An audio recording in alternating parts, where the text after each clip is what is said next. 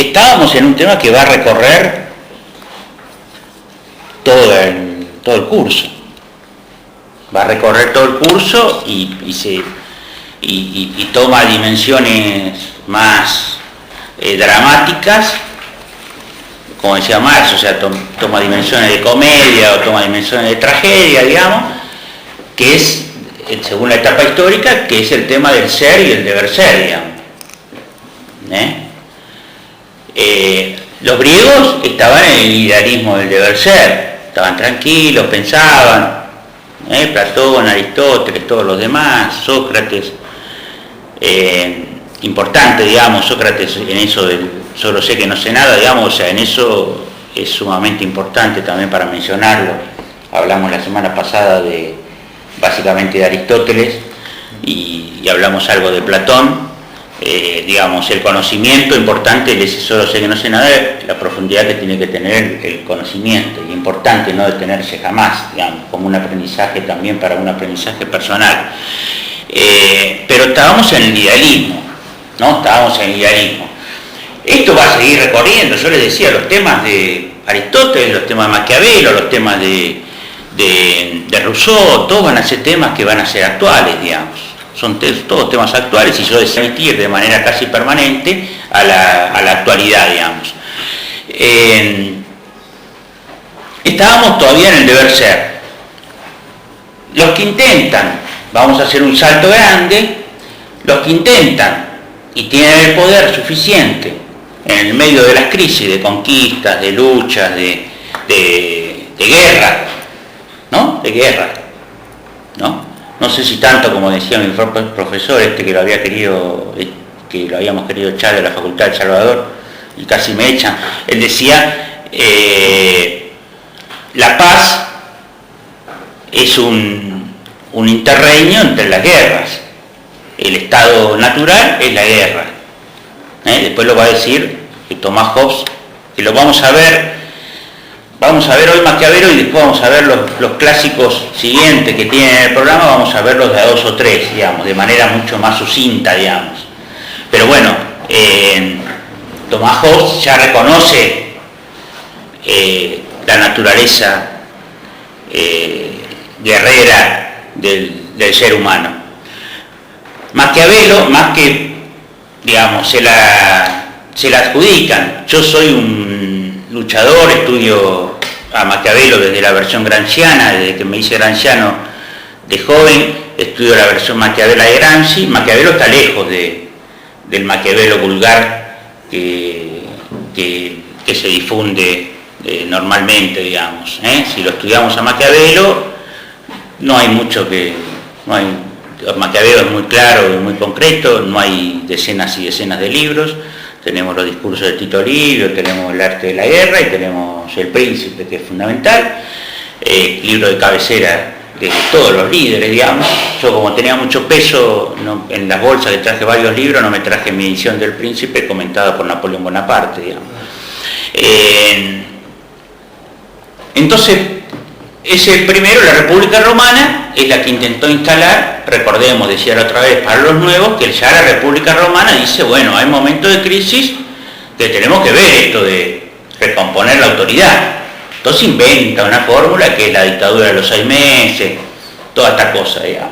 Maquiavelo de alguna manera retoma esa idea, reconoce a Tito Livio como uno de los principales emperadores romanos, pero siempre la República Romana con crisis, digamos, esto de las monarquías y más las monarquías hereditarias fue complicado, porque, digamos, qué monarca te tocaba, qué locura le agarraba a los 5 años que gobernaba, el hereditario, quién venía después, el hijo del monarca que era bueno, después era un desastre, o sea, eso era complejo, digamos. Entonces el poder político no lograba consolidarse y Maquiavelo se adelanta. Maquiavelo es un hombre del Renacimiento, un hombre de la época dorada de Italia, básicamente de las artes y las letras, digamos.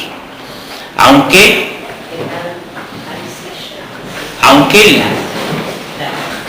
¿cómo estás, Mónica? Bien, buenas tardes. aunque ese renacentismo no llegaba a nivel político, pues si no hubiera sido, digamos, hubiéramos logrado lo que vamos a ver la semana que viene, la ideal de Tomás Moro.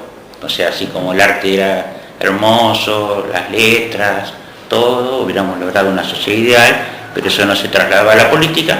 Entonces Maquiavelo pone la cuña, digamos, y se debate mucho. Bueno, en una Florencia no es gratuito que sea en una Florencia que era prácticamente potencia, que era muy importante, que después cayó, volvió a revivir, pero era uno de los estados en tiempos de la formación de las ciudades-estado, era una de las ciudades-estado más importantes de Italia, más organizadas, digamos, y Maquiavelo, así como Aristóteles, introduce conceptos, digamos, realistas y a su vez conceptos novedosos, por lo cual prácticamente es un adelantado a la modernidad, digamos. Él prácticamente, después la era se pone como la modernidad, prácticamente cuando él, porque estamos hablando de la modernidad, prácticamente después de hechos como el descubrimiento de América, digamos. O sea, él entra de entrada nomás a la era moderna. Por supuesto, después de la República Romana tenemos toda la época de la sociedad feudal, donde más o menos la sociedad feudal, dentro de sus estamentos, mantenía la sociedad más o menos organizada. Por supuesto, con altos niveles de injusticia, cosas que irán creciendo con los años y que después estallarán en la Revolución Francesa y en las posteriores revoluciones. Pero la sociedad feudal más o menos mantenía, ¿no?, con el poder del clero, que seguirá siendo un poder sumamente importante, digamos. O sea, el poder de la Iglesia es el gran poder de la época, que aún sigue siendo un poder importante, no el que tenía en esa época, la nobleza y después el resto de la gente, lo que se llamó en la Revolución Francesa el tercer estado, digamos. Para eso tenía que haber, como decíamos antes con el muchacho, decía yo era amante de PT Brasil, la dictadura brasilera fue industrialista, en cambio la dictadura argentina fue desindustrialista. Entonces nosotros necesitamos, como decíamos la otra vez, si pensamos que estamos en época más de la evolución que de la revolución, y que los países más adelantados son los más capaces de llevar adelante pequeñas o grandes evoluciones hacia algo que podríamos llamar revolución, porque yo no tengo temor a llamar a estos últimos 12 años como una revolución, ¿sí?, en los marcos de las posibilidades, digamos. Pero creo que para la Argentina fue un momento de época revolucionario, para la época, digamos. Entonces, casi me estoy perdiendo. Entonces, les decía, bueno, el momento, no sé de dónde venía. Que era de la modernidad. La modernidad, digamos. Claro, bueno, necesitamos generar obreros. Entonces lo que iba generando la época era, por ejemplo, el comercio y la navegación. Empezaba todo el tema del comercio y el comienzo de lo que va a ser la burguesía de los países europeos, que va a ser la generadora de las condiciones del surgimiento del capitalismo, ¿no? Comenzaba de alguna manera eso. Entonces eso comenzaba a generar avances, pero nuevos problemas, ¿no? Comparemos esa... Maquiavelo hace un párrafo importante para decir hay que cuidar el comercio y la navegación, ¿no? Era como decir hay que cuidar las industrias hoy. Es lo mismo, tenemos que tener obreros, si queremos cambio, qué sé yo, tenemos que tener obreros. Hoy, cualquier evolución, sin obreros no se hace, digamos. Esto de que hay que estar, esta tesis trotskista de cuanto peor mejor, digamos, caducó hace años, digamos. Y el modelo marxista, de alguna manera, es de que las sociedades, o sea, que el capitalismo, hay que desarrollar el capitalismo para que pueda haber nuevas formas de socialismo. No estamos en la época de que estemos tan mal estamos hablando de Occidente y estamos hablando en general de sociedades complejas. Partamos de esto que es gramsciano también. O sea, partamos de sociedades complejas, no sociedades atrasadas. Marx pensó la revolución para sociedades complejas, no para sociedades atrasadas. Después se dio en sociedades atrasadas como Rusia o Cuba o Vietnam y todos los demás, digamos. Pero si queríamos que el modelo socialista creciera, necesitábamos trabajar sobre sociedades complejas que iban generando nuevos problemas, nuevos actores. En la época de Maquiavelo había cada vez más nuevos actores, digamos, y había una guerra permanente entre diversos principados o reinos en Italia y el poder de la Iglesia, ¿no? Maquiavelo decía, Roma no logra unificar Italia, pero sin Roma no podemos unificarla, digamos. O sea, estaba emocionado, digamos, o sea, porque el poder de veto de la Iglesia Católica, del poder eclesial, era tan fuerte que ellos no lograban unificar toda Italia, pero asimismo vetaban esa posibilidad por el gran poder que tenían, digamos. Entonces había como una situación, digamos. Entonces, bueno, Maquiavelo, estamos hablando de un personaje que tiene más o menos un personaje muy, si quieren leer La sonrisa de Maquiavelo, tiene libros hermosísimos de su vida, digamos. Es para leer su vida. Un personaje que provenía, como muchos de estos líderes, provenía de una familia bastante acomodada, en decadencia, digamos. Padre era abogado, un poco en decadencia, y él era un funcionario público normal que en base a su capacidad llegó a ser encargado de tareas diplomáticas.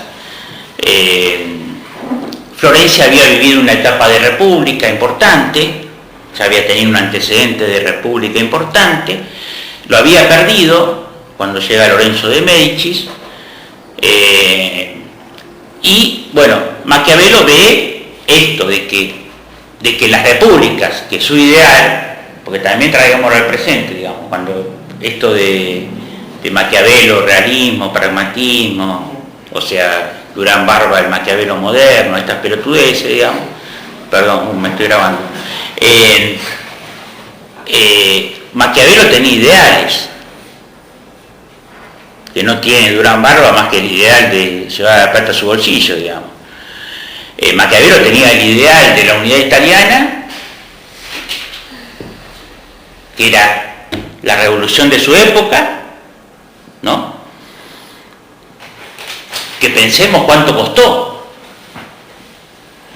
y ni sé si se logró, porque aún en la época de Gramsci, aún hoy, seguimos viendo que Italia es un país, son dos países en un país, digamos, la Italia del norte y la Italia del sur, la Italia rica y la Italia pobre. Nunca se logró superar esa contradicción, que es un poco por lo que luchó Gramsci y trabajó mucho el tema. La unidad italiana y la república, que también era el sistema político de ese momento, no era la democracia, ¿no? Pensemos siempre en las épocas históricas y démosle los valores que primaban en esa época, digamos, ¿no? No estamos hablando de abolir la esclavitud, digamos, ese va a ser un tema posterior, digamos. Estamos hablando de lo que se podía en ese momento. Si bien la democracia todavía no era la forma de gobierno en la que pensaba Maquiavelo, digamos, ya Maquiavelo ve que acá el gran problema es la relación, que es un problema actual, digamos, es la relación entre gobernante y gobernados. O sea, es el primero que visualiza a los gobernados, los visibiliza, los pone en valor, ¿sí? Incluso se dice, bueno, todos sabemos que el Maquiavelo hace, bueno, esto nosotros todos lo sabemos, digamos, Maquiavelo toma mucho, estudia A mí me gusta estudiar mucho a los líderes, digamos. Y es una cosa que me encanta, digamos. Los personajes de chicos siempre me gustaron, digamos. Alfredo Palacio, o sea, personajes así pintorescos o históricos, digamos. Maquiavelo trabaja mucho sobre la figura de César Borgia, que era el hijo del Papa, que tenía un manejo del poder importante, pero que su ánimo, su forma de ser, lo dilapidaba, ese poder, digamos. Entonces estudia todo su trayecto, desde el poder que tenía la Iglesia, digamos, y entonces ahí aprende cómo es un líder importante, con poder, y cómo debería ser uno según lo que él piensa, digamos. Y entonces piensa el poder para el sucesor de los Medici después de la República, digamos, que es prácticamente la época en la que él es exiliado, cuando él empieza a ponerse pesado, digamos, porque él empieza a dar consejos. O sea, imaginémonos que las cosas en ese momento, para hacer una misión diplomática, había muchas cosas que uno sabía y que podía no contarle a nadie. Por eso Maquiavelo trabaja mucho, igual es un tema hasta el presente, trabaja mucho el tema de lo que se llamaría hoy inteligencia, digamos. Trabaja mucho el de ocultar las cosas, no decir toda la verdad. Trabajar en política, trabajaba mucho con ese tema, que en realidad eso es parte de la política, digamos. O sea, eso hay momentos y momentos en los que se puede decir toda la verdad, y hay momentos en los que se puede decir alguna parte de la verdad, y hay momentos en que alguna mentira salva a una parte de la humanidad o a una parte de una población, etcétera, etcétera. Maquiavelo ya trabaja ese tema, ¿no? Por eso pone valores en los líderes como la astucia, ¿no? El valor, la audacia, ¿sí? Entonces nos plantea como este modelo, bueno, decía, lo mandan al exilio, digamos, tiene una etapa de esplendor, y después lo segregan y lo mandan al exilio, donde él se pone a escribir y hace sus obras más importantes. O sea, las hace fuera del poder, con la experiencia de haber vivido, si no en la cúspide del poder, que hubiera sido estar cerca del Papa, supongamos. Él en las misiones diplomáticas estuvo con figuras importantes de Alemania, de Francia, de los diversos principados y reinos italianos. O sea, tuvo tareas importantes durante aproximadamente una década. Y después, bueno, evidentemente su carácter, que era de decir mucho la verdad, digamos, a quien correspondía decírsela, digamos. Y también queda, retomando un poco lo que decía antes, queda la obra de Maquiavelo como el consejo a Lorenzo de Médicis de cómo debería ser un verdadero líder para consolidar un Estado, pelear por la unidad italiana y llegar a la República. Pero a su vez, esto es lo que más se conoce vulgarmente como que Maquiavelo quiso hacer eso, ¿no? Hay otros autores que dicen Maquiavelo era un tipo que tenía mucho en cuenta al pueblo, y sus obras fueron una forma de abrir los ojos al pueblo, digamos. O sea, él hablaba también para el pueblo, para que el pueblo sepa cómo se hacía la política, ¿no? Hoy, bueno, cosas que hoy tenemos, ¿no? Yo siempre digo, cuando yo empecé a hacer política, la gente no sabía cómo se hacía la política. Hoy por los medios de comunicación se saben algunas cosas, algunas no se saben, pero más o menos algunas se saben que no se dicen, digamos, ¿no? Pero se ha traslucido un poco la acción política, como hace 30, 40 años no se hacía. Entonces Maquiavelo, de alguna manera, abre esa compuerta de cómo se hace política, y combina la filosofía de los griegos con el hacer política, o sea, la filosofía política. Nace la filosofía política, digamos, que es como el arte mayor, es como el arte mayor, esto que decíamos, ¿no? Perón, o sea, son artistas, digamos. O sea, la política es más un arte que una ciencia, ¿no? Aunque podemos tratarla como ciencia, para aprender unas cosas es más un arte que una ciencia. Para mí la superior de todas. ¿Eh? Para mí la superior de todas. La madre de todas las ciencias. Yo creo también así, digamos. Porque combina ciencia y arte, digamos. Y Maquiavelo un especialista en el arte, digamos, en cómo moverse.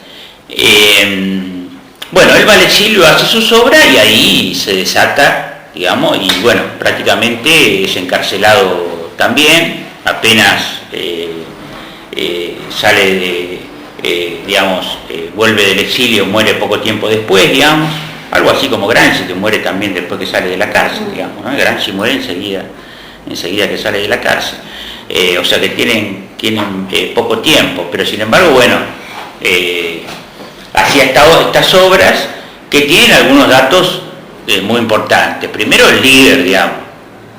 El líder tiene algunos basamentos importantes, digamos, que son el carácter, ¿no? Tiene que ser un carácter fuerte, digamos, para imponer en los momentos de crisis, o sea, une el líder del pueblo con la historia, digamos. O sea, si la historia nos acompaña, si el devenir de los acontecimientos nos acompaña, podemos ser democráticos, podemos ser buenos, podemos ser un montón de cosas, eso Maquiavelo no lo descarta. El problema viene cuando los tiempos no acompañan, cuando las crisis son severas, cuando los comportamientos se disgregan, cuando las sociedades se disgregan, digamos. Ahí viene el problema. Entonces, se necesita de una autoridad fuerte. Esto, por supuesto, lo podemos traer al presente, en las figuras de Néstor Kirchner y de Cristina Fernández de Kirchner, ¿no? El peronismo toma mucho de esto. Hay que tener aspectos de audacia, de fuerza, de lo que podíamos denominar, entre comillas, porque es una mala palabra, digamos, casi, ¿no? Para la vulgarización, que la crueldad, digamos, la crueldad, en el sentido de... Laura, ¿cómo andás?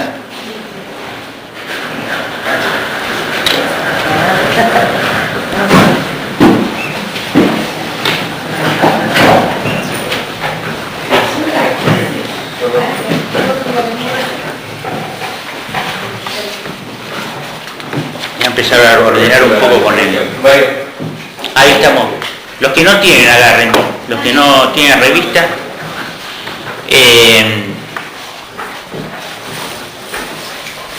Digamos, el peronismo toma mucho, o sea, yo, por ejemplo, perdone, ¿no? Yo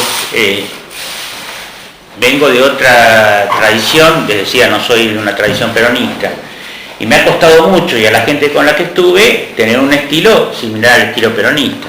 Pero en los momentos de crisis, en los momentos de resolución de los problemas, creo que el estilo peronista, evidentemente para Argentina, es el ideal y es el que ha dado soluciones.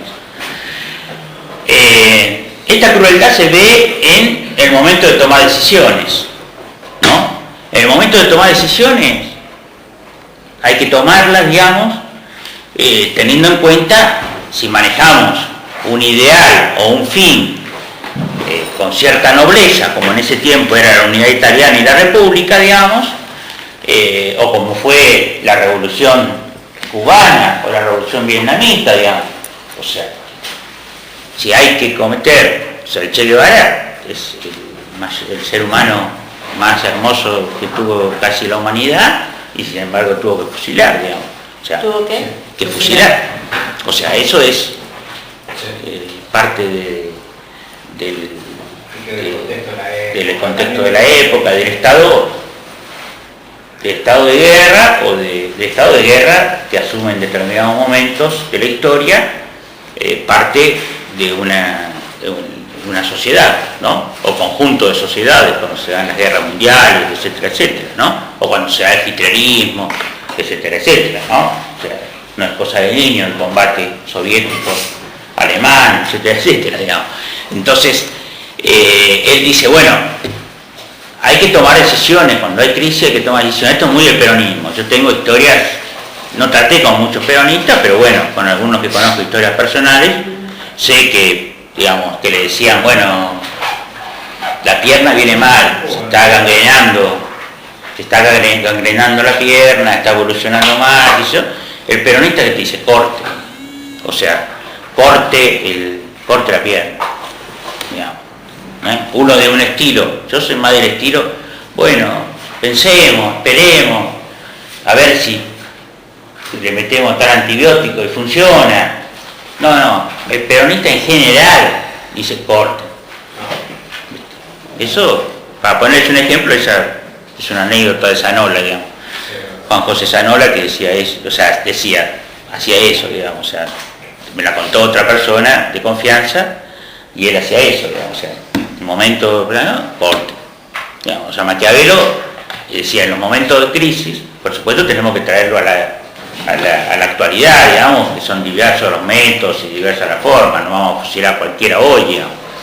No vamos a ponernos a fusilar a Macri en la Plaza de Mayo, digamos. ¿Por qué no? Aunque ganas tenemos, pero... Está matando a todo el pueblo. Claro. Hoy es la rebelión popular. Hoy es la rebelión popular. Porque esos son capaces de Claro. le damos el mejor argumento para fusilar. Para eso. Nos fusila a todos. Claro. Hoy es la rebelión popular. Fusilarnos a todos. Claro. Hoy la herramienta es la rebelión popular. ¿Sí? Y ya Maquiavelo la pensaba, la rebelión popular, por eso le da a la gente un lugar, digamos, porque dice, las revoluciones son por las armas, por las conspiraciones, que en esto iba con el tema de la astucia, las conspiraciones, o sea, la política es conspiración, tiene una dosis de conspiración, según la época, más o menos. Después de ese universo de audacia, conspiración, intriga, de ese universo nacerá la inteligencia. ¿Sí? Nacerá la inteligencia soviética, israelí, cubana, muy importante. Para mantenerse Cuba tuvo que hacer mucha inteligencia y lo testimonia el ejemplo de los 5. ¿Sí? 5 grandes agentes de inteligencia. ¿Por qué lo necesitó? Lo necesitó. ¿Me querías decir algo? No, si lo de determinar la idea de las revoluciones a través de las armas, de las conspiraciones. De las conspiraciones, eso es importante, cualquier cosa ordénenme. Cualquier cosa ordénenme, dale, cualquier cosa ordénenme. ¿Las armas o la rebelión popular? Eso. ¿Sí? O sea que ahí ya le da un papel a cosa que está establecida en nuestra Constitución, no estamos inventando nada. La rebelión popular es parte de nuestro sistema constitucional. O sea que Maquiavelo ya lo preveía y le daba un lugar al pueblo. Después el realismo y el pragmatismo, digamos. O sea, eso es parte de la esencia de la política, digamos. El realismo y el pragmatismo son parte ineludible. El tema que podemos discutir es en qué dosis. Si alguien se pone un 100% realista, un 100% pragmático, un 100%... asaltaron a mi hija el otro día con armas y yo ayer fui al mismo lugar y salía con el auto 100% temeroso. Si yo me pongo 100% temeroso, no aprieto el acelerador, me quedo ahí estampado y vienen los mismos ladrones y me afanan a mí también, digamos. O sea, todos son dosis, la política es un juego de gradualidades, que por eso Gramsci une la política y la historia, porque la historia tiene que dar el sentido a la política, a ver cuánto de la gradualidad de cada cosa se usa, ¿sí? No es el mismo Perón el que dice, cuando le preguntan en el 50, en pleno desarrollo de la revolución justicialista, ¿no? Le preguntan a la salida de la sociedad rural, la marcha dice combatiendo al capital. Sí, pero yo no la hice, dice Perón. Una anécdota espectacular. Pero bueno, sí, pero yo no la hice. Porque no es el mismo, o sea, no es el mismo Perón. Es riquísimo. Por supuesto que lo dice mientras hacía la revolución justicialista, a mí me importa un huevo que diga eso, digamos. Lo cuento como anécdota, digamos, de la capacidad para hacerse el tonto en un momento que lo apretaba. No es ese el mismo Perón que el que dice 5 por 1 no va a quedar ninguno. Un momento de calentura.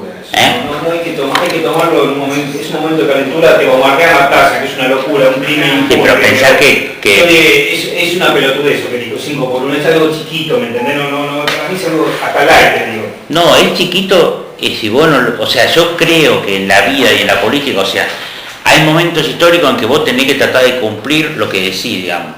O sea, si vos no estás dispuesto, si es una amenaza, no funciona en general, puede ser que a veces funcione, pero en general no funciona. Si vos no estás dispuesto, no lo digas, digamos, ese me parece que fue el error del 5 por 1. Perdón por mi ignorancia, sabes que no sé lo que fue el momento del 5 por 1. El 5 por 1 fue cuando se venía la revolución, después de los bombardeos, y él dijo 5 por 1 no va a quedar ninguno. O sea, por cada uno de los nuestros va a ser 5 de ustedes. Es un discurso más largo, es lo que Es, claro, cada uno de los nuestros que caiga, caerá 5. caerán 5 de ustedes. Ahora, espera, vamos a ordenar un poquito. Sí. Vos me Hola. transmitiendo Joaquín. esto en un contexto hiperreligioso. Sí, La Iglesia católica era predominante. sí, sí, Los Borgia, sí, sí, y lo que yo desconozco, eran previos a los Medici. sí, sí, Así es, ¿no? sí, sí, sí, sí. Y él, Por eso Maquiavelo estudia de los Borgia.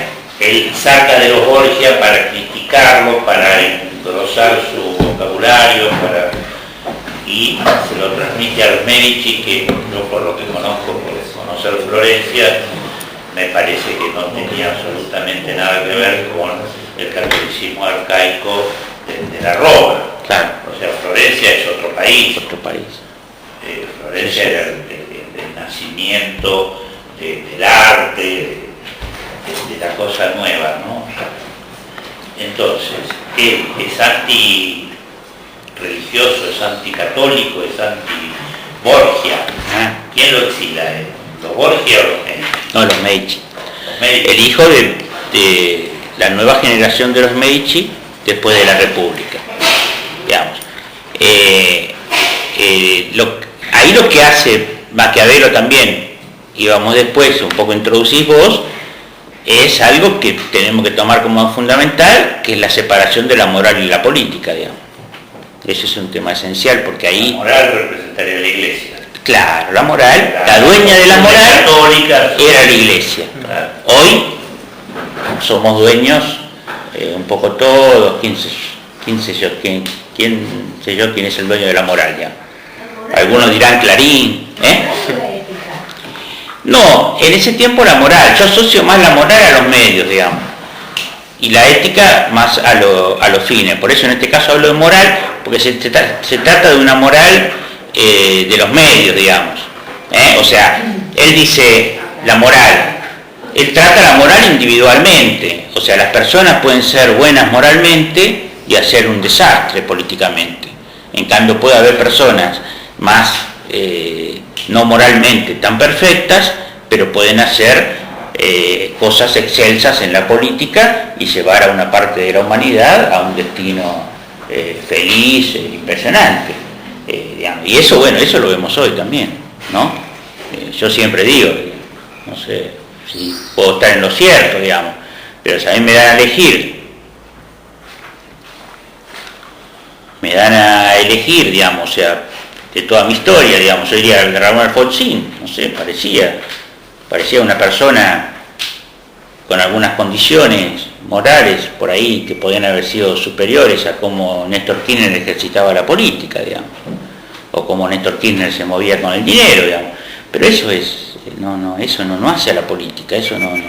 Yo la otra vez había dicho también esto de, o sea, podemos analizar a Perón, a Kirchner, pero a mí no, los nombres los analizamos y todo, pero a mí lo que me importa es los procesos históricos y políticos que desarrollan esos hombres, más allá incluso de su voluntad. El hombre lo analizamos, todo, decimos esto, lo otro, bárbaro, pero lo que importa son los procesos históricos.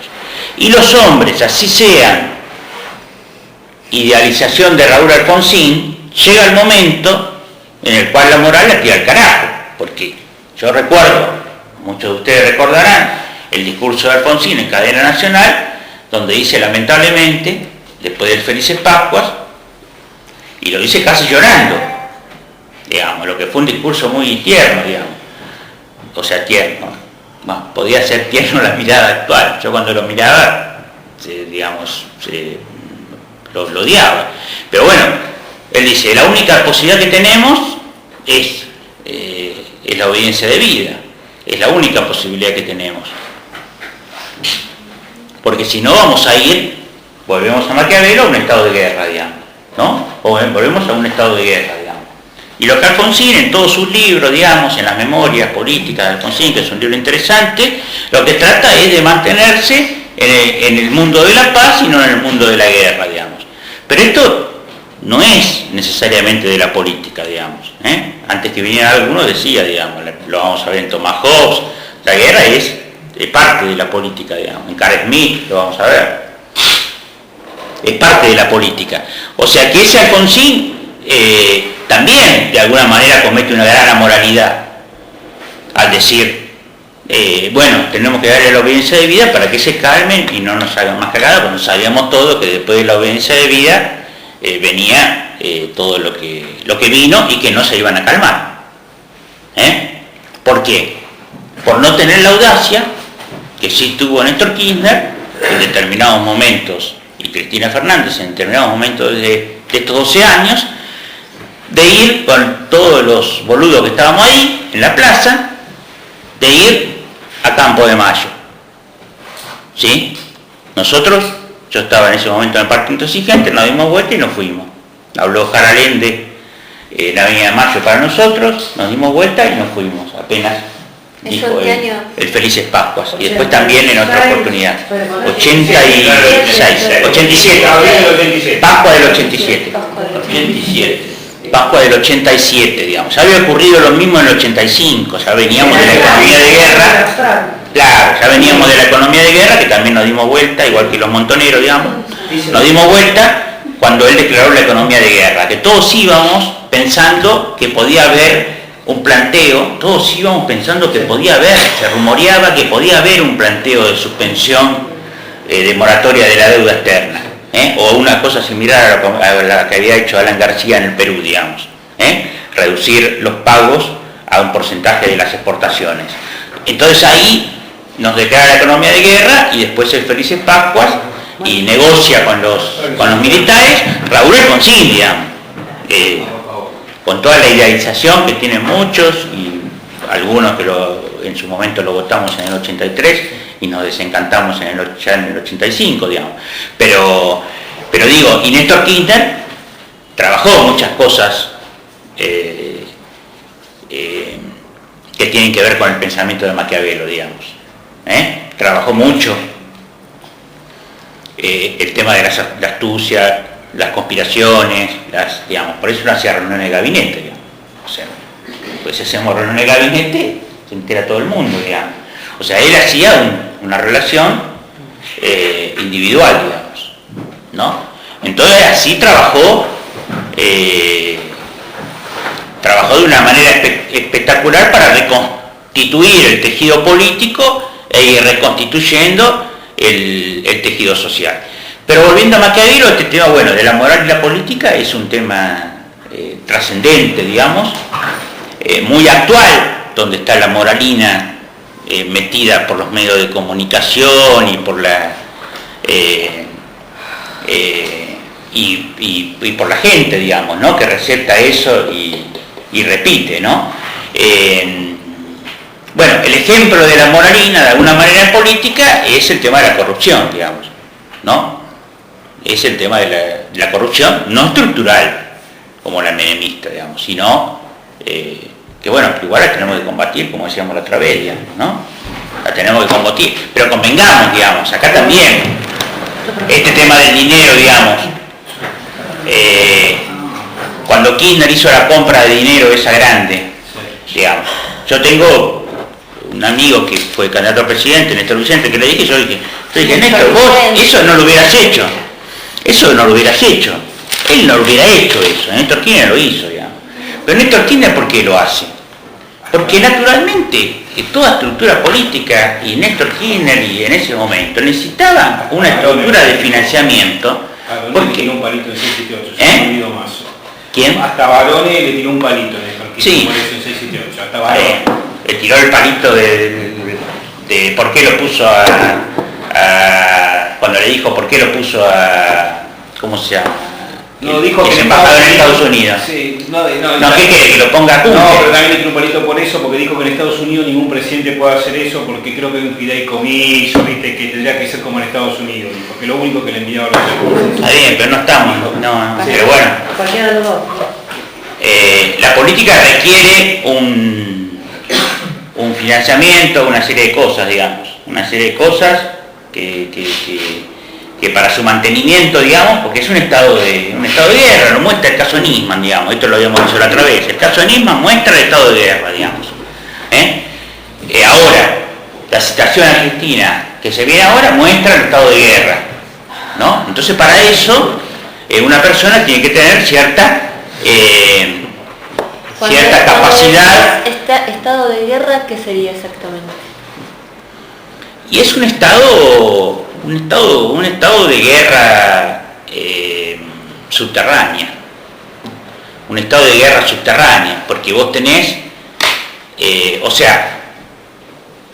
estado de guerra se da a partir de que en toda la humanidad, digamos, en la época de Maquiavelo, en la época de los griegos, todo, digamos, todas las conquistas, todo se da siempre por lo mismo, digamos. O por la riqueza, el territorio que trae riqueza, o por la explotación de los seres humanos, digamos, la explotación de la mano de obra. La esclavitud es hoy la explotación de los trabajadores, es lo mismo, digamos, no hay diferencia, digamos, es lo mismo. O sea, por esas dos vías hay un estado de guerra porque hay potencias y hay gente más poderosa que se quiere apropiar del territorio y de la riqueza de los otros y a su vez explotar su mano de obra, digamos.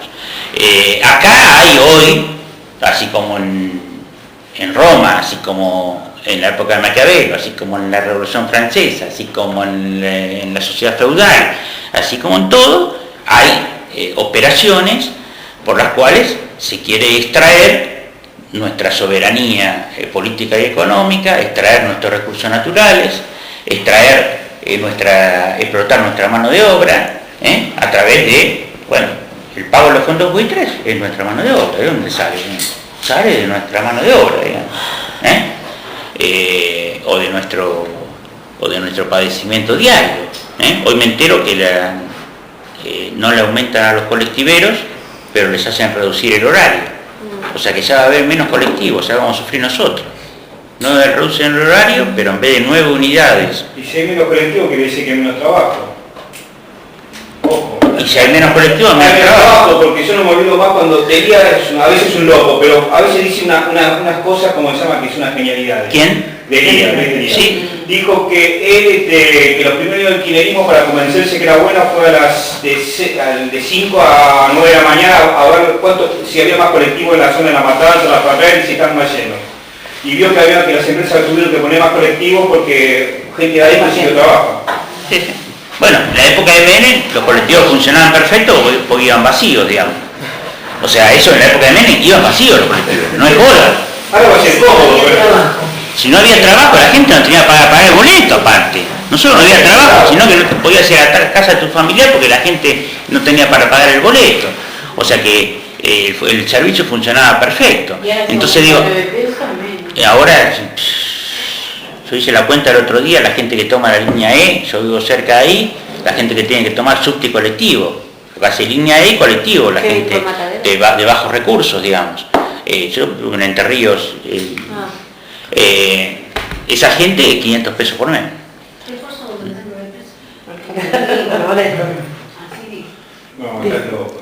Hoy lo que decía vos del estado de guerra permanente, escuchaba a un economista que tiene el Tonietti ahí a la mañana, Wiñecki, y definió algo que todos vivimos todos los días y a veces no nos damos cuenta.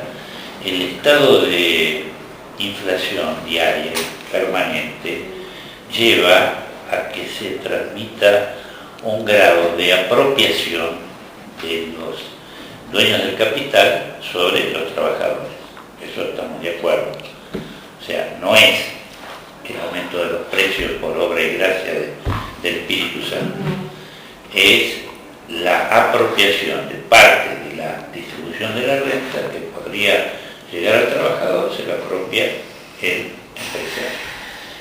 Y definió que en estos 3 meses ya casi la apropiación de esa renta, el trabajador perdió el 10%. Los estados de mayor confrontación de esta guerra de la cual estamos hablando, que a la larga es lucha de clases, no hay otra historia, pasa en los momentos en los cuales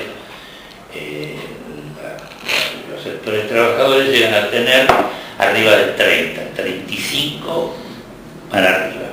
Ahí empiezan los momentos de más álgida instancia. 35% de desempleo.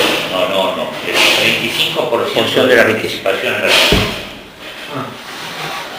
El mayor grado de participación de la clase trabajadora en la riqueza llegó en la época del peronismo 48. Ahora andábamos 45, 40 y pico. No llegamos a esa instancia. Andaríamos en 45. Pero él definía que estudiando cronológicamente los ciclos, los mayores grados inflacionarios comienzan cuando empieza a tener participación la clase trabajadora. Y acá la clase trabajadora comienza a tener participación mayoritaria en el 45. Y la disyuntiva de producción o precios es lo que se da como elemento de lucha. Entonces, no se invierte más, se quiere seguir manteniendo la tasa de ganancia, entonces se aumenta precio. ¿Por qué? Porque hay consumo. ¿Queda claro esto? Medianamente yo... La antítesis del liberalismo clásico, digamos. Claro, pero es lo que lleva a que entendamos que la inflación es una arma letal que usa la parte empresaria, poder dominante, para ir limitando el campo de ascenso popular. Sí. Como el tema de la deuda. Como el tema de la deuda a nivel de naciones. Claro. Esto es a nivel individual. Esto es la lucha cuerpo a cuerpo, casa a casa. Sí. Pero la solución finalmente es política, porque se trata de articular y acumular una real situación social y de poder que haga posible imponerse a la otra parte, ¿no? Y eso quiere decir que tiene que haber si consideramos todo siempre en estado de guerra, es una pregunta, ¿no? Nos lleva una lógica amigo-enemigo. ¿Es correcto esto? O sí, en la trastienda política hay de todo, pero en un Estado democrático, una sociedad democrática, no es tan así amigo-enemigo. Es decir, se busca a través del arte político que hizo Kirchner, que a mí un compañero de la Alianza me decía, mi intendente de Avellaneda me decía, bueno, pero mi límite es de igual, me dice. Y entonces estamos viendo con Delía acá recibía el apoyo de alimentos de igual, cuando hizo el corte ese. Entonces decía, ¿cuál es? ¿Quién arregló con el PJ? No lo atacaba personalmente, hablaba de pejotismo, ¿no? Pero no había un discurso así contradual, ¿no? Expresamente. Entonces uno escucha, fíjate, no lo ataca a dual, sí, va a correr a dual. Entonces, pero políticamente es correcto, porque se logró articular una fuerza mayoritaria y se impuso la última. Lo aprovechó y después lo recabó a dual. Claro. Y es lo que llamamos el pragmatismo, la astucia, claro, cómo jugar con todas estas variables. Sí. No, yo creo que salimos un poco del estado de guerra subterránea, salimos cuando construimos hegemonía, digamos. O sea, no hay guerra subterránea si nosotros tenemos el 90% y el otro tiene el 10%, digamos, ahí no hay guerra. O sea, la guerra es cuando se está 50-50, 55-45, ahí donde hay... Sacar el 56 y y a los pocos meses existió esa guerra subterránea, hubo corridas cuando Cristina ganó por segunda vez. Sí, pero la hegemonía no pasa por una elección, ¿no? Claro, la hegemonía no pasa por el voto. No pasa por el voto, pasa por otra serie de... Los cacerolazos fueron a poco tiempo, a los pocos meses de la... Sí. Son demostraciones de fuerza. También son demostraciones de Pero fuerza. que cada día es más difícil. En este momento la hegemonía cultural no está en manos del proyecto nacional, popular y democrático. No. Aunque hay avances. Sí. Aunque hay avances. Bueno, ahí tenemos la disputa, digamos, ahí entraremos en Gramsci, después, eso hay, la dictadura, no me acuerdo quién era que dijo, después de la dictadura perdimos la batalla cultural, digamos. O sea, hay momentos en que la cultura logra ocupar un lugar, y hay momentos que no, digamos. Pensar que, aunque llegó a ocupar el teatro abierto en la postrimería de la dictadura, pero es muy difícil que la cultura ocupe un lugar importante en la política cuando hay una política represiva y de desaparición de personas, etcétera, etcétera, digamos. O sea, es muy difícil. Después, sobre la postrimería de la dictadura, nace el teatro abierto, se empieza a participar un poco más, pero el estado de guerra subterránea, aparte a nivel internacional, no solo nacional. En el caso Nisman, no olvidemos que tenemos dos participaciones importantes, que es Estados Unidos y el Estado de Israel, digamos. O sea, tenemos dos. Yo cuando escuché el caso Nisman, en un programa de radio, lo tengo testimoniado y grabado, digamos, enseguida nuestra reflexión fue: esto es una emboscada de carácter nacional e internacional. E internacionalmente identificamos rápidamente que eso venía Y además cambió el eje, porque si nace para destituir a Cristina, o al proyecto, porque no se imaginaban que iban a ganar electoralmente, ahora el eje pasa por escarmentar. Claro. ¿No? Entonces, para que no se vuelva a repetir. Claro. Sí. Para que los otros no. Para que no se vuelva a repetir. Claro, no. Porque ellos ahora no lo necesitan, tienen la totalidad del poder político, económico e incluso social. Sí. Incluso social, porque esto de reunirnos en la plaza, qué sé yo. No, tiene su... Ahora, es un puntal fuerte, ¿no? Ayuda, nos descarga, pero no... Vamos a ver el 24, vamos a ver el 13 de abril, o sea, hay una acumulación, hay que dar un tiempo, digamos, hay que ser paciente, digamos. Todo gobierno entra en crisis a los 2 años. Me dijeron, sí, obviamente. La hermana de mi mujer me dice 1 año, no, 1 año no. Obviamente estamos de refugiados en la matanza y en Tierra del Fuego. Claro, bueno, pero lo que quieren es eso, digamos. Yo le acabo de decir a la sobrina de mi mujer, que está en la cámpora, todo, el padre está muy preocupado, la gata, porque le dice no te metas en política, porque la represión y todo, venía con ese discurso hace 2, 3 años cuando empezó a militar. Pero bueno, tu papá es así, dejalo, qué sé yo, pero vos militar, el otro día tuve que decir, tenés cuidado donde te metés. Porque, bueno, entonces lo que están logrando es de alguna manera eso. Yo ayudé, le digo. Lo que pasó en el acto de Sabatella, voy ya con tu familia. Bueno, con eso. ¿Viste? O sea, pensar también dónde ubicarte, porque tampoco entreguemos vida. Y lo ahogaron rápidamente, lo de porque tampoco entreguemos, no se supo ni antes, ni durante, ni después. No, y aparte es un chiste. A ver, yo necesito estudiar derecho para darme cuenta de que allanar los edificios, después no me tomes el pelo, allanar los edificios. Por supuesto, la proyección de la bala llevaba que era del 5º piso para arriba. Sí. Y en una línea de 90 metros, de 50 metros, o sea que no había una posibilidad de un ángulo. Eso cuando llegan los tipos de la poli con una balística, saben si la bala vino derecha, si la bala vino torcida. Entonces vos tenés del 5º para arriba, el portero te dice, mira, acá vive el portero, no el administrador. Dice, acá vive el loquito que anda con los fierros todos los días. Pero eso no lo fueron a hacer. Eso para domesticar y le interesó la fuerza más importante que tenemos hoy también, que es el tema de la juventud, ¿no? O sea, el tema... acá hay también que esperar un tiempo. Yo soy optimista en cuanto al paso del tiempo. Lamentablemente la historia son décadas y décadas. Algunos, yo no los vamos a... Por ahí no los vemos.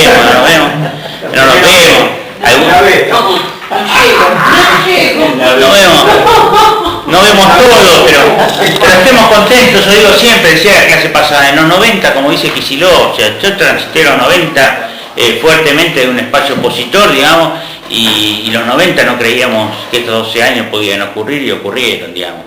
O sea que eso también tenemos que darle gracias a la vida, digamos, y los religiosos gracias a Dios, digamos. O sea, eso es importante. Ahora, ¿a dónde derivará todo esto? La historia es larga, se han logrado algunas conquistas, la juventud está participando mucho más, creo que eso es muy esperanzador, digamos, y después, bueno, también, de alguna manera, también significa aprendizaje de 12 años, donde estuvieron los errores, donde se puede mejorar, y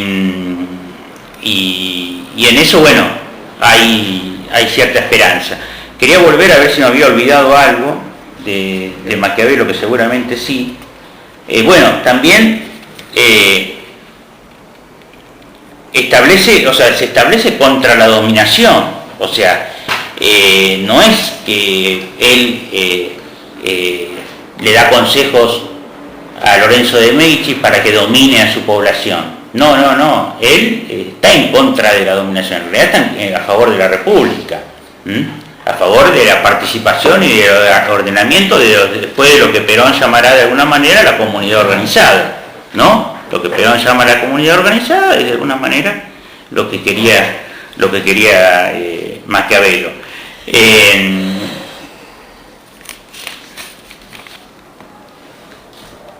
Bueno, estamos hablando en general, para remarcarlo bien, del arte de gobernar, ¿no? Estamos hablando, él se dedica en El Príncipe al arte de gobernar, ¿no? De cómo gobernar, y una cosa que descubre él es el tema de la virtud y la fortuna, ¿no? Ese tema es brillante, digamos. Yo empiezo un poco el libro de Macri con eso, digamos, que Macri tuvo mucha fortuna y poca virtud, digamos, pero bueno, la fortuna la alcanzó para la fortuna en términos de suerte, ¿no? En términos de lo que hoy denominamos suerte. Maquiavelo dice, bueno, hay que pelear, o sea, desarrollarse fuertemente para desarrollar la mayor virtud posible, para que la fortuna no nos impida hacer lo que debemos hacer, porque siempre un grado de fortuna va a haber en la historia, ¿no? Esto también tenemos que comprenderlo en todo este tiempo que pasó.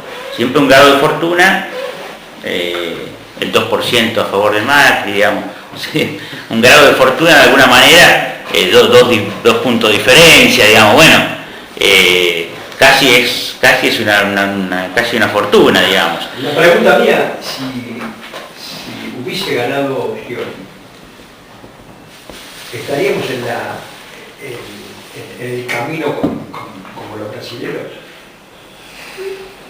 Y tal vez.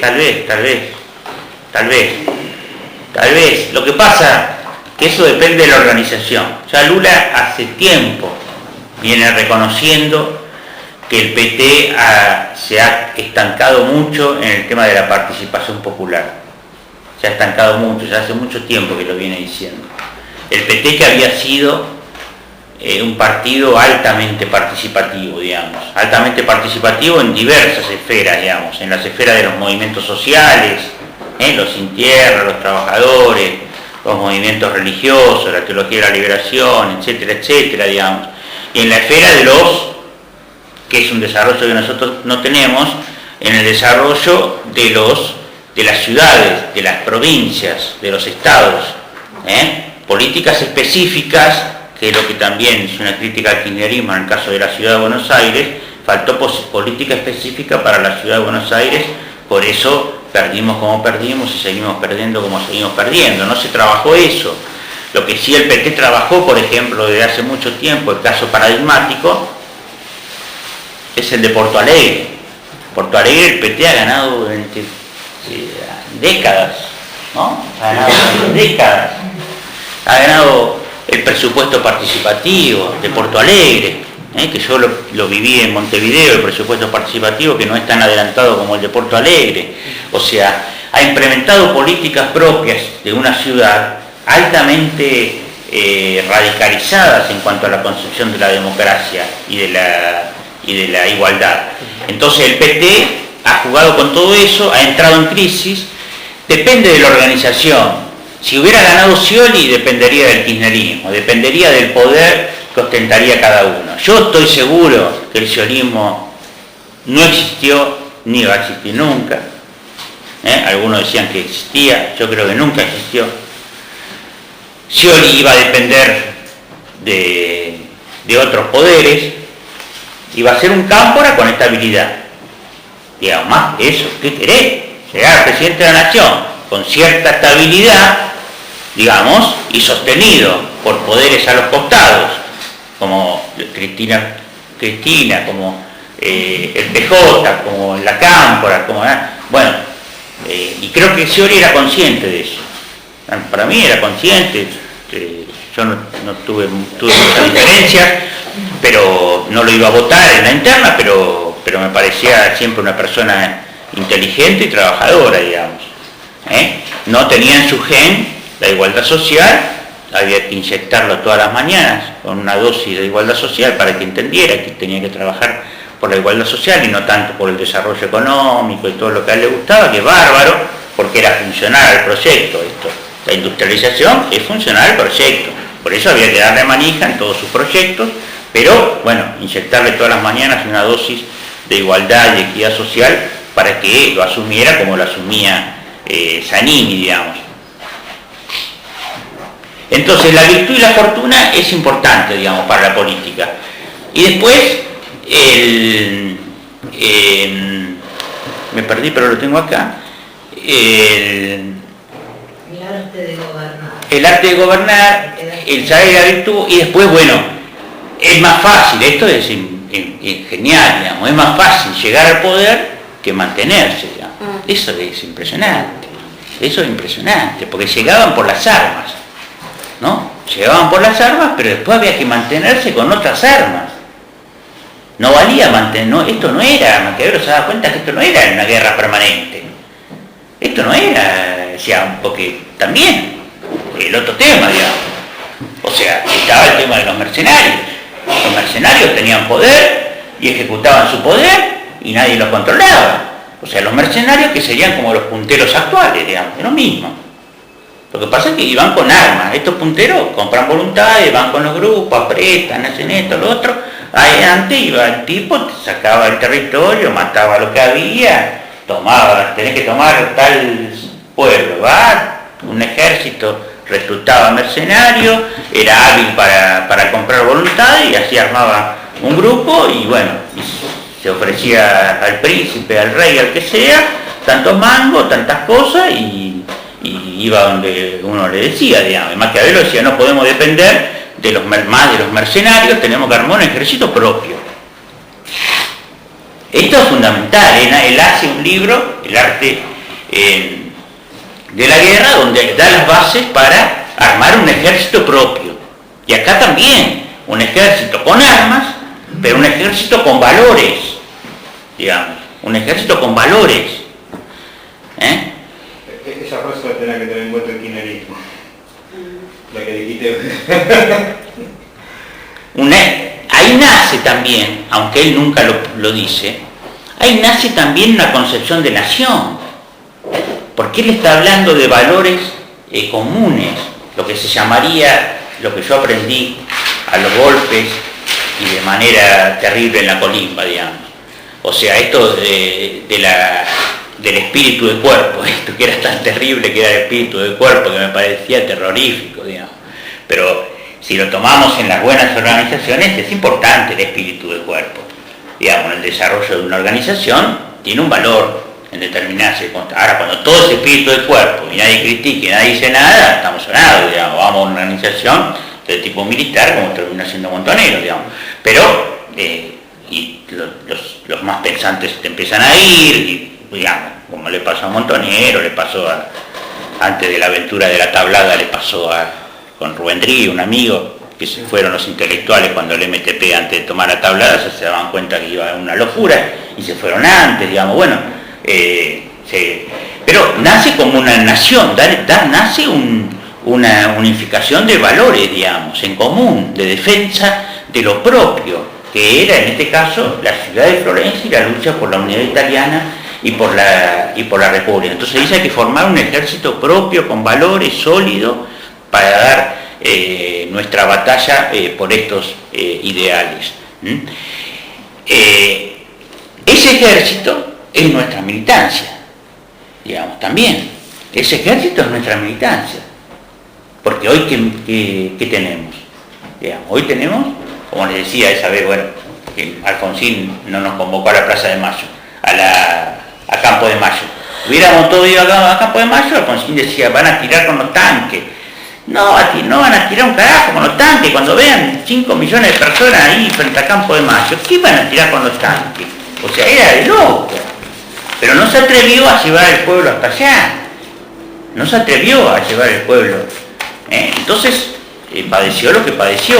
Bueno, hoy el ejército es nuestra militancia, digamos, y tenemos que trabajarla en comunidad de valores, en comunidad de prácticas políticas.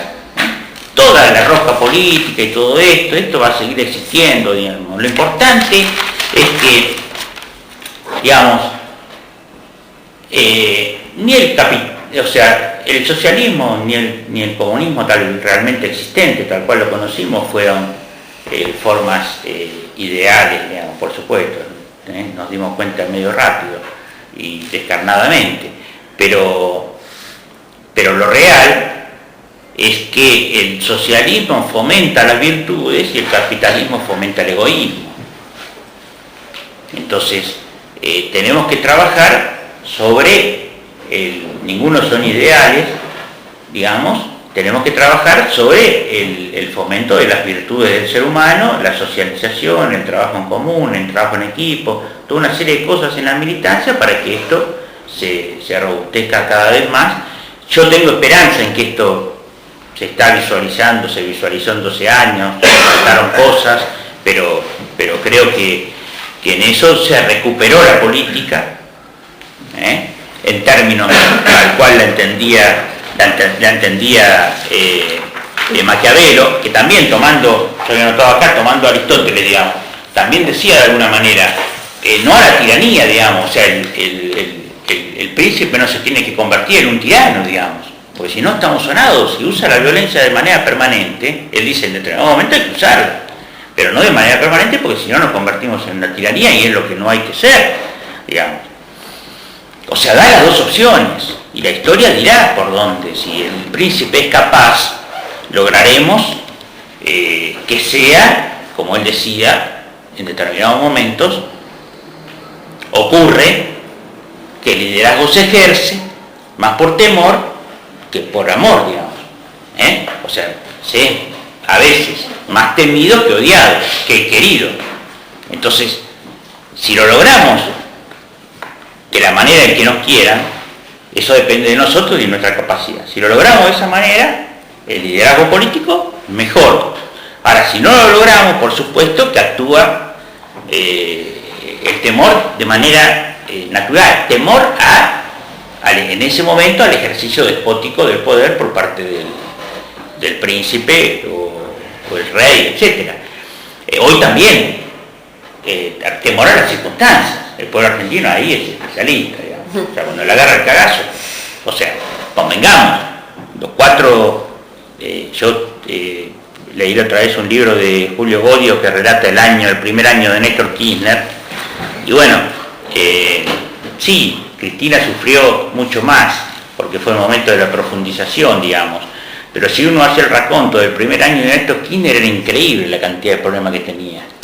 La cantidad de problemas que tenía, y tenía tiempo para empezar ya a armar y decirle a José Pablo Feynman, bueno, armate el grupo de intelectuales, Máximo armate el grupo de juventud, negociar con los piqueteros para desarticularlos y poder tener una parte propia. O sea, todo ese trabajo lo hizo en tan poco tiempo, que fue increíble, digamos, porque ahí voy al tema del temor, digamos, también es el temor a las circunstancias. Porque acá, convengamos, hubo 4 años de gobierno de Néstor Kirchner en que no se les movió un pelo a los factores de poder porque nos estaba sacando de la crisis. y la gente estaba bárbara, y ahora vienen con que Néstor Kirchner era, no sé, Dios, y Cristina es el diablo. Digamos. Vale, es una locura, digamos, ¿no? Sí, pero porque es un truco que hacen. Yo, la primer gobierno de Cristina, yo me acuerdo que los medios lo demonizaron muchísimo a Néstor Kirchner. Pero pasa siempre cuando está muerto, Y yo creo que la iglesia tradicional reivindica hoy al padre Mujica, y Evita le hicieron la vida imposible. Y Evita y Perón también pasaron a ser casi próceres. no, y Néstor, esos 4 años que nos sacó del infierno, un prócer. Esos 4 años que nos sacó. Sí, bueno, pero ellos tampoco lo reconocen. No, pero pero no se movieron. Vos viste que la gente...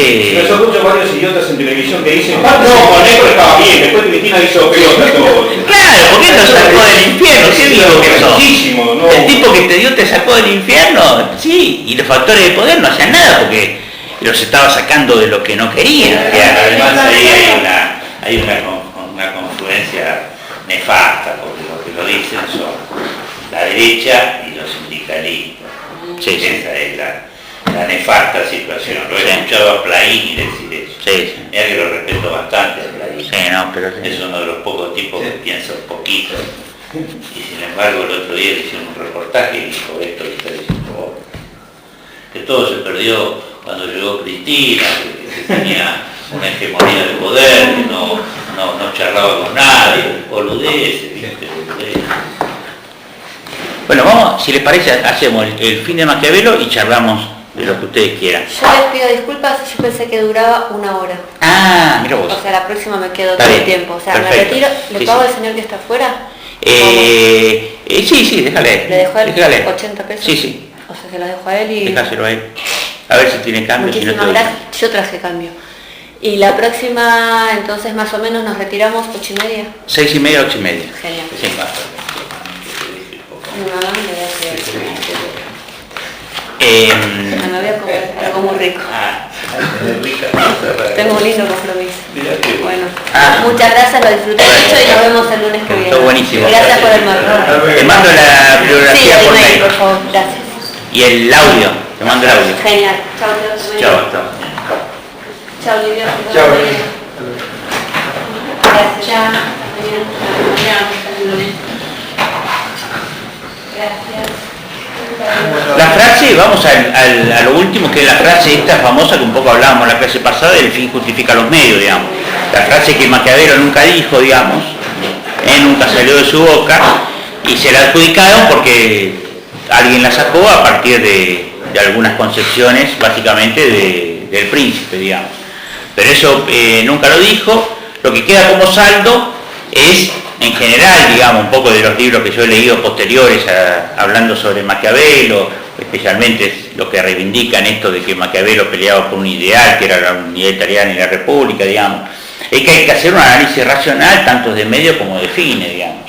O sea, necesitamos hacer un análisis racional de qué medios estamos utilizando para determinado fin, y hacer un análisis y un balance de si los fines que nos ponemos en la actividad política o en la actividad en general tienen resultados, digamos. Porque para cometer locuras sin ningún resultado, digamos, o sea, tampoco va para cometer locuras, para cometer cualquier cosa, digamos, en pos de un fin que no tiene justificación, digamos. Pero en general la política tiene una relación tensa entre medios y fines, ¿no? Una relación tensa entre medios y fines, ¿no? Esto viene también de la separación de la moral y la política, digamos. En esto recordemos esto que decía, hombres bondadosos, buenas personas pueden hacer desastres. Y él decía, hubo ejemplos, y él da ejemplos, ahora no me acuerdo, él da ejemplos de personas que parecían más bondadosas e hicieron desastre con la humanidad, con su pueblo, y hay personas que por ahí no tienen las características especiales que uno querría tener o los valores que uno querría tener, y sin embargo tienen actitudes políticas y llevan a cabo liderazgos que le hacen mucho bien a una sociedad, digamos. O sea que esa separación de la moral y política, la tensión, son temas los cuales tenemos que trabajarlos permanentemente, y aparte la militancia política, la actividad política, sea académica, militante, todos estos temas van surgiendo permanentemente y nos chocamos con ellos todos los días, digamos. Nos vamos a chocar con ellos todos los días. Bueno, no sé, ¿algún comentario, alguna pregunta, reflexión? No me quedó muy claro qué diferencia hay entre ética y moral. Sí, yo la versión que he trabajado mucho es que la moral tiene que ver con los medios, más con el individuo, y la ética tiene que ver más con los fines de una sociedad, digamos. Esto sería la versión que yo tengo de hace años, ni me acuerdo dónde la saqué, pero más o menos está por ese lado, digamos. O sea, la moral son las cosas más pequeñas, la ética son las grandes cosas que tienen que ver con los fines. La moral son las pequeñas actitudes cotidianas, digamos, que tienen que ver más con el ser humano individual. La ética es la que tendría que tener a la negocio. Sería una cosa de ética renunciar a tu banca. Y sí, bueno, sería una cosa de ética eso. porque está en relación con un tema que es importante, que es el voto de la gente. O sea, la moral no sale de lo individual, y lo ético sale de lo individual hacia lo colectivo, digamos. En este caso, por ejemplo, tenemos una falta de, no es una falta de moral, sino sería una falta de ética, porque sale hacia lo colectivo, que es que fue elegido para hacer determinadas cosas y termina haciendo otras, digamos. O sea, se está... Habría que ser que cada diputado que entre por un partido y pasa al otro, Sí, sí. tiene que renunciar a... Sí, pero lo que pasa es que de eso tenemos que partir de que... No, que ya no existen partidos consolidados. Bueno, pero no importa. Ese es el punto. Si vos asumís una postura, como en este caso, que sí, que de alguna manera era un núcleo más duro, ideológico, el tipo agarra, y aparte de una figura que la tenía muy arriba, escuchame.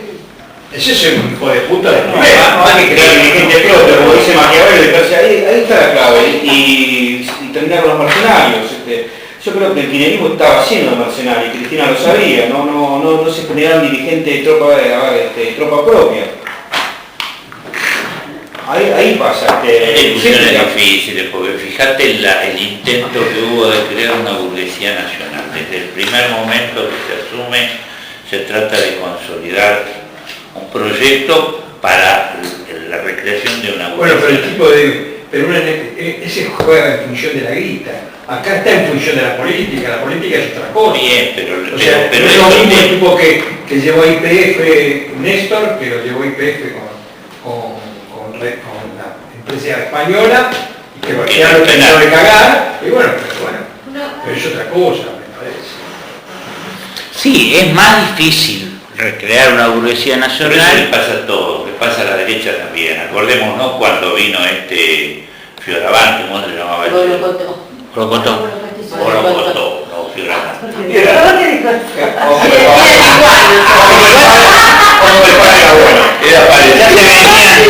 Ya se venían cambiando de antes, ¿viste? Yo tuve el caso de Pópola que hablábamos la otra vez, o sea, ya se venían cambiando de antes, digamos.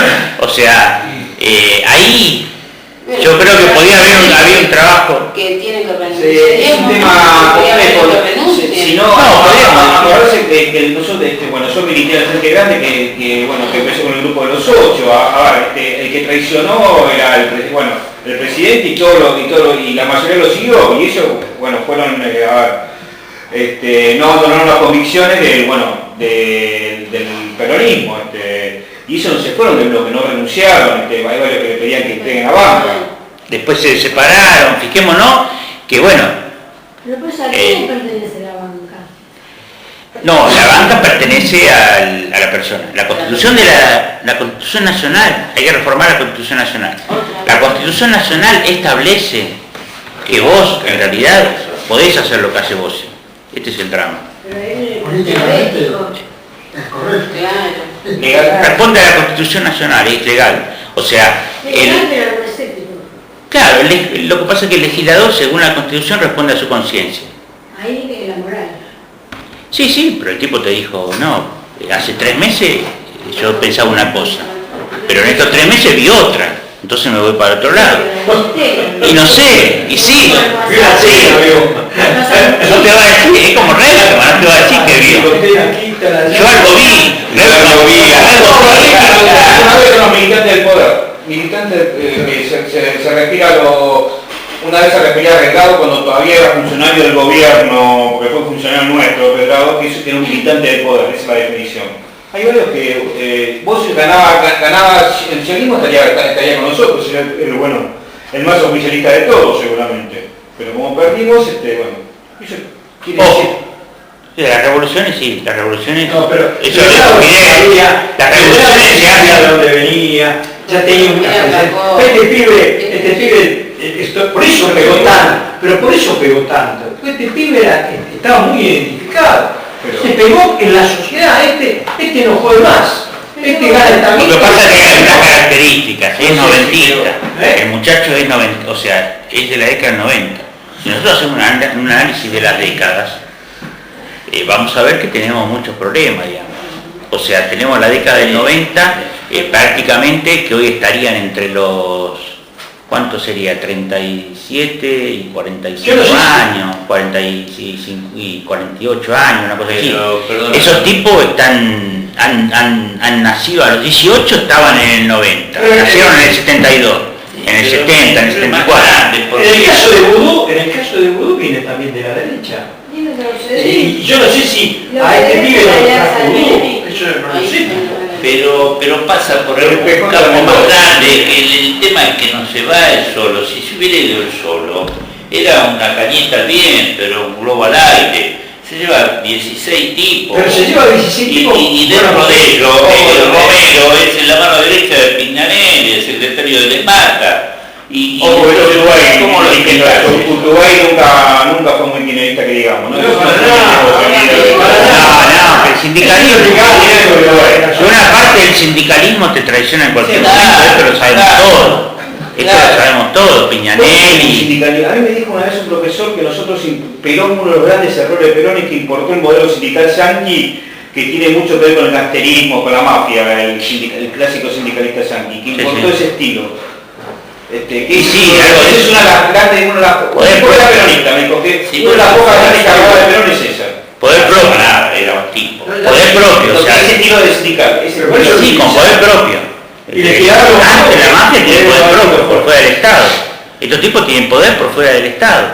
Este es el problema. Hay que hacer una reforma al kirchnerismo. Yo creo que tenía que haber acá una reforma sindical que incluyera la elección directa del secretario general, por ejemplo. Yo no sé si en las reuniones de Ginebra, cuando se hacen sistemáticamente todos los años, cuando van a Ginebra los dirigentes sindicales, son los más preciados porque es el nivel sindical más importante. Está bien que en la franja argentina hay un 26% que está acumulado por ellos, o sea, el resto no existe.